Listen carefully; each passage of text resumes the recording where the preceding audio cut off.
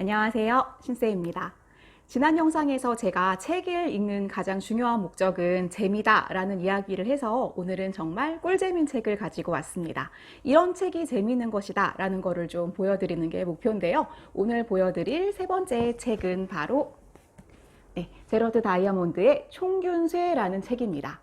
정말 너무너무 유명한 책이고 많은 분들이 좋아하는 책이고 많은 사람들이 재미있다고 추천하는 그런 책이에요. 그래서 저도 이거 정말 재미있게 읽어서 보여드리려고 가져왔는데 단 좀 두께가 많이 두꺼워서 여러분들이 막 읽을 용기를 못 낼 것 같아서 이거 정말 재밌다라는 말씀을 드리고 싶어서 가지고 왔습니다.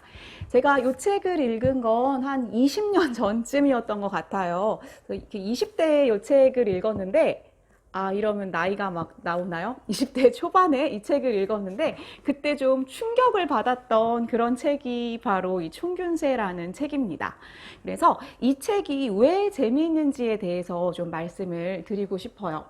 일단 이 책이 재미있고 매력적인 가장 중요한 이유는 이 책을 시작하게 된 질문 때문입니다. 정말 질문이 매력 있는 책이에요. 다이아몬드 교수가 뉴기니라는 곳에서 조류 새 연구를 하고 있었다고 해요. 그때 뉴기니 청년 중에서 다이아몬드 교수를 도와주고 있었던 청년이 이런 질문을 던집니다.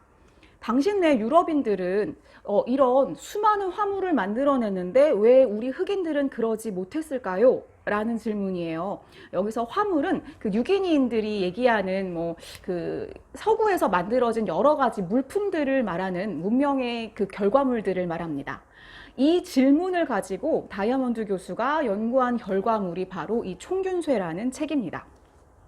사실 너무 궁금할 수도 있는 이야기지만 많은 사람들이 또 그냥 당연하게 넘어갔던 그런 질문을 진지하게 던진 거라고 볼 수가 있는데요. 유럽인들은 너무 당연하게 생각했어요. 우리가 아프리카를 정복한 건 그만큼 우리가 그들보다 인종적으로 더 우월하기 때문이다. 네, 많이 들어보신 이야기죠. 네, 인종주의입니다. 어떤 민족이 다른 민족보다 우월하게 태어났기 때문에 그들을 지배하는 것이 당연하다. 그리고 전 세계적인 불평등은 너무나 당연한 것이다 라는 관점이에요.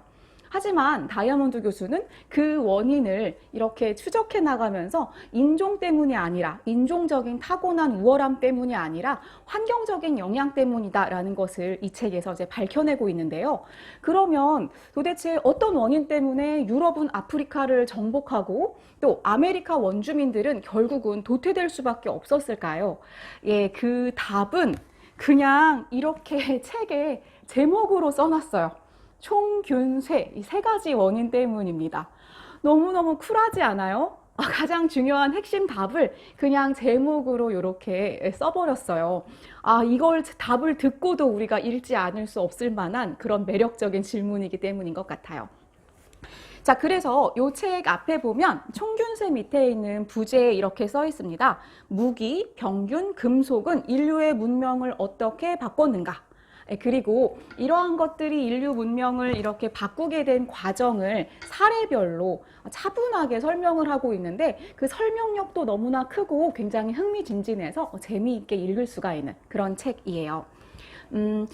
보통 자연과학에서는 어떤 현상의 원인을 좀 우리가 명확하게 알 수가 있어요. 실험군, 대조군 이런 식으로 설명도 하잖아요. 이렇게 해서 이것 때문에 이렇게 됐어 라는 설명이 가능하다면 사회과학에서는 명확하게 어떤 원인 때문에 결과가 나타났다고 이야기하기가 어렵습니다. 그럼에도 불구하고 이렇게 어떤 원인을 명확하게 이야기해서 설명력을 많이 갖고 있다는 것은 정말 매력적일 수밖에 없는데요. 그렇다면 총균쇠가 어떻게 하필이면 그 유럽인들, 서구 사람들에게 먼저 전파될 수밖에 없었고 나머지 지역은 왜 이걸 받아들이는 게 이렇게 느릴 수밖에 없었는지에 대해서도 이 책에서 나와 있습니다.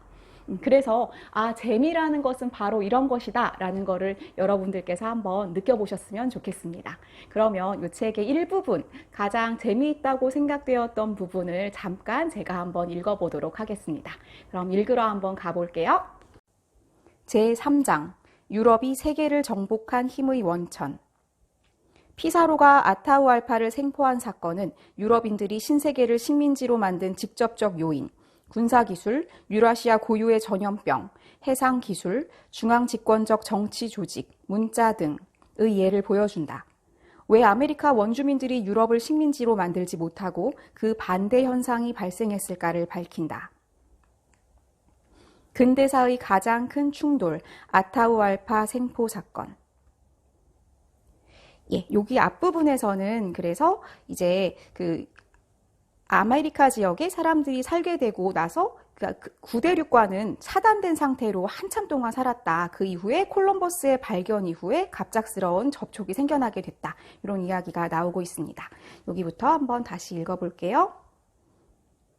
그 이후 전개된 유럽인과 아메리카 원주민의 관계에서 가장 극적인 순간은 1532년 11월 16일 잉카의 황제 아타우알파와 스페인의 정복자 프란시스코 피사로가 페루의 고지대 도시인 카하마르카에서 최초로 마주친 사건이었다.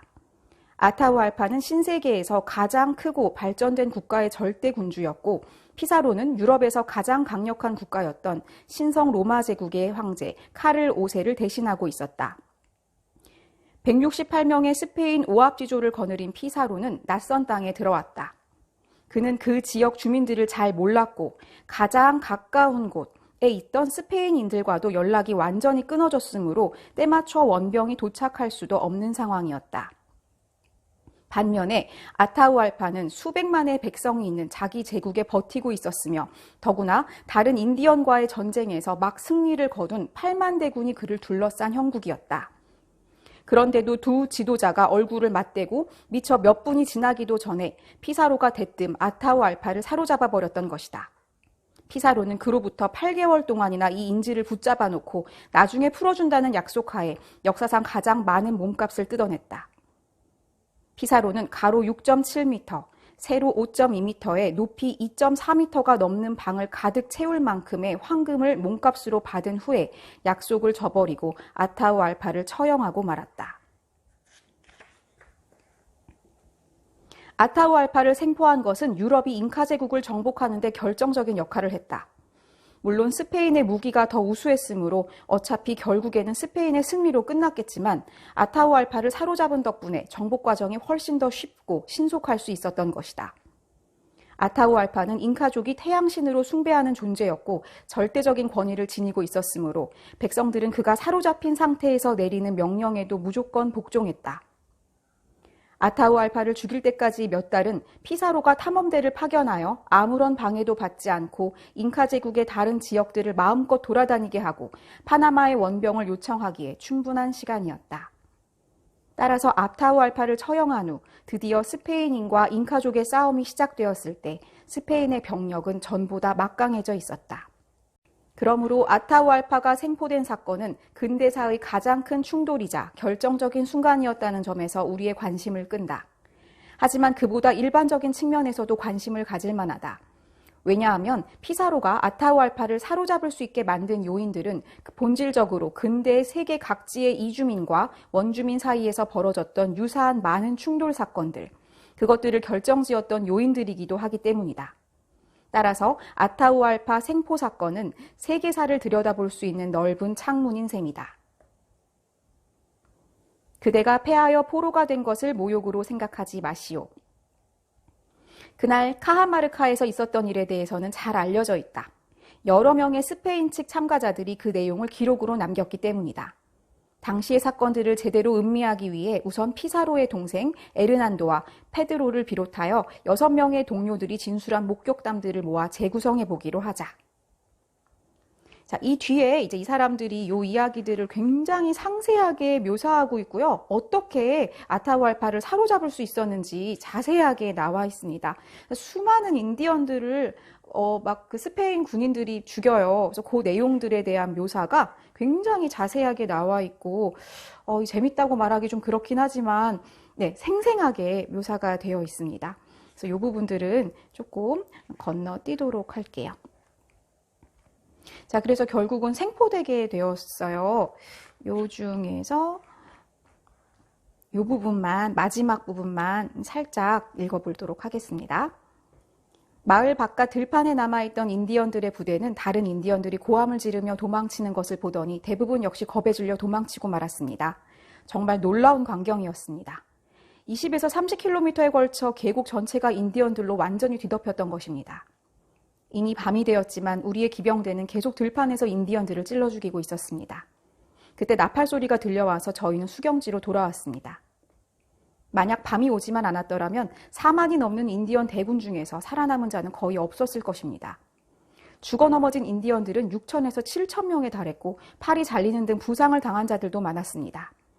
아타우알파도 그 싸움에서 우리가 7천 명가량을 죽였다고 인정했습니다. 다른 가마에서 죽임을 당한 자는 바로 아타우알파의 대신이며 그가 총애하던 친차의 영주였습니다. 아타우알파의 가마를 메고 있던 인디언들도 모두 높은 추장이나 고관들인 듯 했습니다. 그들도 모두 죽임을 당했고 다른 가마나 해먹에 타고 있던 인디언들도 마찬가지였습니다. 카하마르카의 영주도 죽고 다른 영주들도 많이 죽였지만 그 수요가 너무 많아서 일일이 헤아릴 수도 없었습니다. 아타우알파를 수행하고 왔던 자들은 모조리 고관들이었기 때문입니다. 엄청난 대군을 거느리고 왔던 이 강력한 지배자가 그렇게 잠깐 사이에 사로잡히고 만 것은 정말 놀라운 일이었습니다. 저희들의 수는 너무 적었으므로 사실 이 일은 저희들의 힘이 아니라 전능하신 하느님의 은총으로 이루어진 것입니다. 어째서 스페인인들은 원주민들을 참패시킬 수 있었을까? 이제 이 비범한 대결에서 작용했던 인과관계의 사슬을 더듬어 봐야겠는데 우선 직접적인 사건들부터 살펴보자.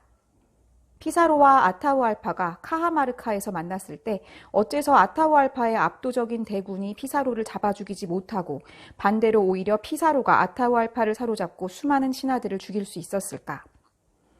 어쨌든 피사로에게는 말을 탄 62명의 병사와 106명의 보병이 전부였고 아타우알파는 약 8만 명에 이르는 대군을 지휘하고 있었다. 그리고 이러한 사건들이 일어나기 전에 먼저 있었던 일을 보자면 도대체 아타우알파는 어쩌다가 카하마르카로 오게 되었을까? 어째서 아타우알파가 스페인에 가서 카를로스 1세를 생포하지 못하고 반대로 피사로가 카하마르카로 와서 아타우알파를 생포하게 되었을까?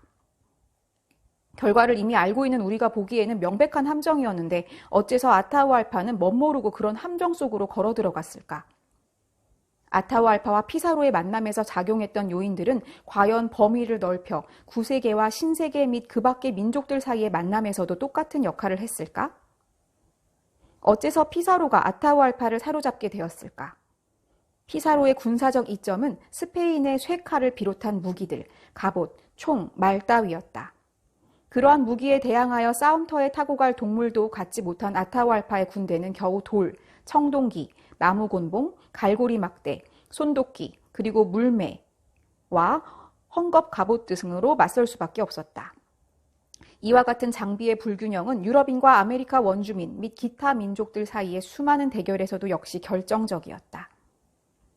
유럽인의 정복에서 여러 세기 동안 저항할 수 있었던 아메리카 원주민들은 말과 총을 구하여 능숙하게 다룸으로써 군사적 불균형의 폭을 좁혔던 부족들 뿐이었다. 미국의 일반적인 백인들에게 인디언이라는 말이 연상시키는 것은 1876년에 유명한 리틀비콘 전투에서 조지 커스터 장군의 미 육군대대를 전멸시켰던 수족의 전사들처럼 말을 타고 소총을 휘두르는 대평원 인디언의 이미지다. 우리는 아메리카 원주민들이 처음에는 말과 소총을 전혀 몰랐다는 사실을 쉽게 잊어버리는 것이다. 원래 유럽인들이 들여온 그것을 갖게 된 인디언 부족들의 사회는 그 후 그로 인하여 바뀌게 되었다. 말과 소총에 숙련된 덕분에 북아메리카의 대평원 인디언, 칠레 남부의 아라우카니아 인디언, 그리고 아르헨티나의 팜파스 인디언은 다른 원주민보다 훨씬 더 오랫동안 백인 침략자들을 물리칠 수 있었다. 그래서 총과 관련된 그런 이야기들이 나와 있습니다. 그리고 이 뒷부분에 강력한 정복 요인인 말, 쇠, 무기, 총, 갑옷과 관련된 더 자세한 이야기들이 나와 있고요. 조금 더 뒤에 가면 전염병이 어떤 역할을 했는지도 자세하게 나와 있는 것을 볼 수가 있습니다. 마지막 부분만 읽어보도록 할게요. 유럽인들이 신세계를 식민지로 만든 직접적 요인들. 이상과 같이 피사로가 아타우알파를 생포한 사건은 아메리카 원주민들이 유럽을 식민지로 만들지 못하고 유럽인들이 신세계를 식민지로 만들게 된 직접적 요인들을 보여주고 있다. 피사로가 성공을 거두게 한 직접적 원인에는 총기, 쇠무기, 말 등을 중심으로 한 군사기술, 유라시아 고유의 전염병, 유럽의 해양기술, 유럽 국가들의 중앙집권적 정치 조직, 문자 등이 있다. 이 책의 제목인 총균쇠는 그러한 직접적 요인들을 함축하고 있다. 그 요인들 덕분에 근대 유럽인들이 다른 대륙들을 정복할 수 있었던 것이다. 앞으로 확인하겠지만 그러한 요인들은 인류가 총기나 철을 만들기 훨씬 전부터 이미 일부 비유럽계 민족들이 팽창한 배경이 되고 있었다. 그러나 근본적으로 해결해야 할 문제는 아직 그대로 남아있다. 어째서 그와 같은 직접적 이점들이 신세계보다 유럽에 더 편중되었을까? 어째서 잉카족은 총과 쇠칼을 발명하거나 말 못지않게 무시무시한 짐승을 타고 다니거나 유럽인들에게 저항력이 없는 질병을 지니거나 바다를 건널 수 있는 배와 발전된 정치 조직을 만들어내거나 수천 년에 걸쳐 기록된 역사로부터 경험을 얻거나 하지 못했을까? 그와 같은 의문들은 이 장에서 살펴보았던 직접적 인과관계 문제가 아니라 앞으로 이 책의 2부와 3부에서 다루게 될 궁극적 인과관계에 대한 문제다.